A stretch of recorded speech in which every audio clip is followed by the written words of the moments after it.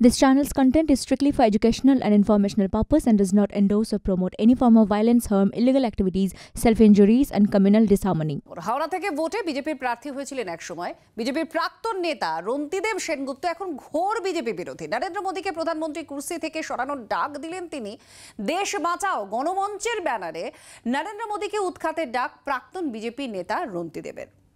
আমি নরেন্দ্র মোদীকে প্রধানমন্ত্রী দেখতে চাই না। বিকল্প যারা তখন ভোটে জিতে যারা আসবেন তারা তাদের ভেতর থেকে বিকল্প বাঁচবেন, তাদের ভেতর থেকে নেতা বাঁচার লোক আছে, তারা নেতা বেছে নেবে। আমি নরেন্দ্র মোদীকে প্রধানমন্ত্রী দেখতে চাই না। নিশ্চয়ই এখানে আমরা বিভিন্ন ধরনের মানুষ আছি। আমি বিজেপি প্রার্থী ছিলাম, তার আগে সাংবাদিকতা করেছি, পার্শ্বদ RSS এর দীর্ঘদিন ছিলেন, হরনাথ বাবুর মতো চলচ্চিত্র পরিচালক আছেন, অনন্যা, সুদেশ নাওড়া আছেন, সমীরদার মতো রাজনৈতিক ব্যক্তিত্ব আছেন, বিভিন্ন ধরনের লোকজন আমরা একত্রিত হয়েছে এই মঞ্চে। বাংলার আওয়াজ, বাঙালির আবেগ, জি 24 ঘন্টা।